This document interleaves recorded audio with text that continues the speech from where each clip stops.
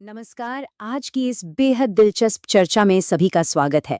तो चलिए बिना किसी देरी के सीधे आज के विषय में उतरते हैं। श्री राम लला एक शाश्वत अवतार। देखिए, समय जो कभी किसी के लिए रुकता नहीं है, लेकिन सोचिए जरा, क्या हो अगर ब्रह्मांड का कोई एक बहुत ही खास पल इस धरती पर हमेशा के लिए अंकित हो जाए। आज हम यही देखेंगे कि कैसे हजारों साल पुराना खगोलीय डेटा आज के एकदम मॉडर्न कंप्यूटर सॉफ्टवेयर पर बिल्कुल सटीक बैठता है। अक्सर एक सवाल जहन में आता है, राम जन्म का ऐतिहासिक सच आखिर क्या है? क्या ये केवल आस्था का विषय है? जी नहीं, इसके पीछे एक बहुत ही गहरा विज्ञान और एकदम सटीक खगोलीय गणना यानी एस्ट्रोनॉमिकल कैलकुलेशंस छिपी हैं। आज हमारा फोकस सिर्फ सुनी सुनाई कहानियों पर नहीं होगा, बल्कि उस पक्के डेटा पर होगा जो इस पौराणिक घटना को साबित करता है। तो चलिए इस ऐतिहासिक सच की पड़ताल शुरू करते हैं। सबसे पहले उस दौर को थोड़ा समझना होगा। बात हो रही है त्रेता युग की। उस समय अधर्म का अंधकार अपने बिल्कुल चरम पर था। लंकापति रावण के अत्याचारों से पूरी धरती त्राही त्राही कर रही थी। चारों तरफ एक भयंकर निराशा फैली हुई थी और उस घने अंधकार को मिटाने के लिए ना किसी दिव्य शक्ति के हस्तक्षेप की बहुत ज्यादा जरूरत थी। समय का पहिया कैसे घुमा ये देखना बड़ा दिलचस्प है।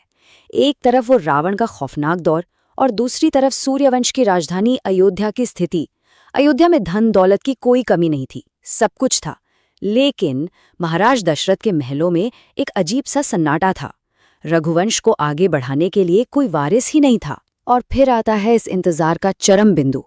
इसी बेचैनी को खत्म करने के लिए सरयू नदी के तट पर हुआ पुत्र कामेष्टि यज्ञ, जहां साक्षात अग्निदेव प्रकट हुए और उन्होंने वो दिव्य प्रसाद दिया जिसने अयोध्या की तकदीर हमेशा हमेशा के लिए बदल कर रख दी।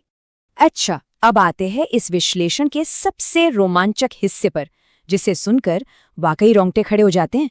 प्राचीन काल के हमारे ऋषियों ने आसमान में तारों और नक्षत्रों को देखकर जो कैलकुलेशंस श्लोकों और चौपाइयों में दर्ज की थी, वो महज कोई कविताएं नहीं थी। बिल्कुल नहीं, वो एकदम सटीक खगोलीय डेटा इनपुट्स थे। जी हाँ, ऐसा डेटा जिसे आज की मॉडर्न टेक्नोलॉजी की कसौटी पर भी एकदम खरा पाया गया है। अब सबसे कमाल की बात सुनिए। महर्षि वाल्मीकि ने रामायण के बालकांड में श्री राम के जन्म के वक्त ग्रहों और नक्षत्रों की जो बिल्कुल बारीक पोजीशन बताई थी ना, आधुनिक शोधकर्ताओं ने ठीक उसी जानकारी को उठाया और उसे आज के एक बेहद एडवांस्ड सॉफ्टवेयर प्लैनेटेरियम गोल्ड में फीड कर दिया। मतलब हजारों साल पुराने ग्रंथ का डेटा सीधा आज के कंप्यूटर की मैपिंग में डाला गया। और फिर उस सॉफ्टवेयर से जो नतीजे निकलकर सामने आए, उसने दुनिया भर के बड़े बड़े वैज्ञानिकों को हैरान कर दिया।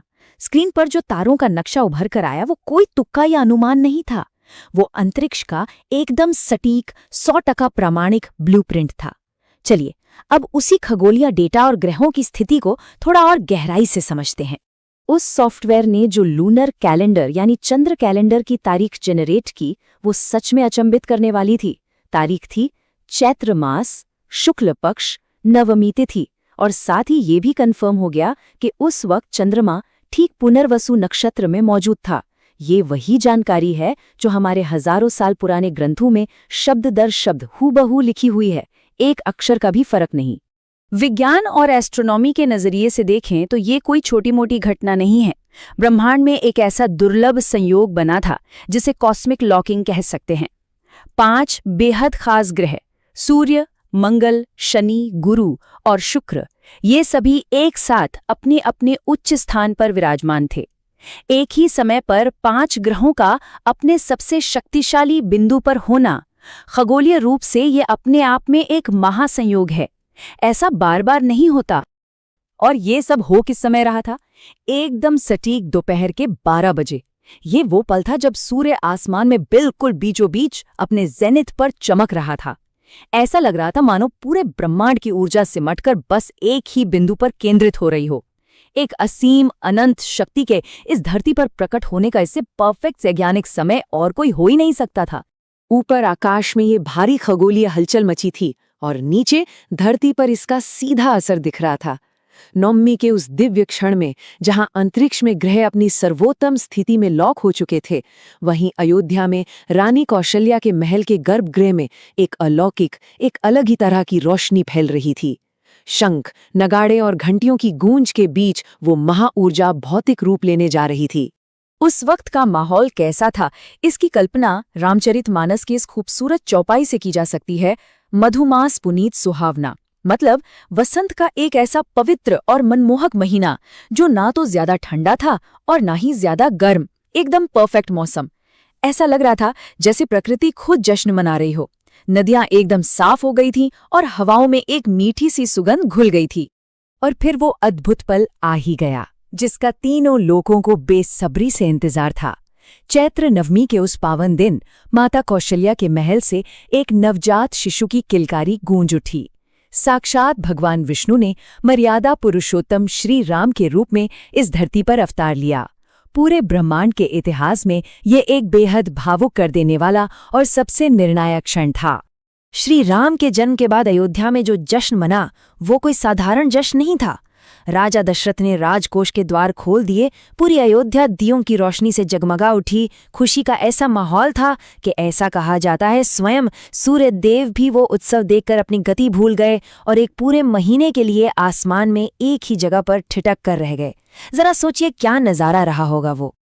चलिए अब इतिहास के उन पन्नों से निकलकर आज के वर्तमान में वापस लौटते हैं। ये सारी बातें सिर्फ बीते हुए कल की कोई कहानी नहीं है, ये हमारी एक शाश्वत और अमर विरासत है। आज के मॉडर्न साइंस और एडवांस सॉफ्टवेयर ने उस पल की जिस सटीकता के साथ पुष्टि की है ना, वो इस घटना को आज के युग में भी एकदम जीवंत और प्रासंगिक बना देती है। तो इस पूरे विश्लेषण से हमें क्या समझ आता है?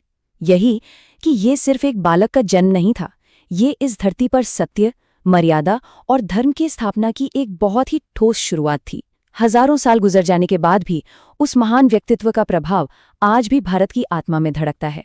सरयू नदी की आरती से लेकर उस भव्य राम मंदिर तक उस दिन की वो कॉस्मिक ऊर्जा आज भी बहुत गहराई से महसूस की जा सकती है। और जाते जाते एक ऐसा सवाल जो वाकई में सोचने पर मजबूर कर देता है।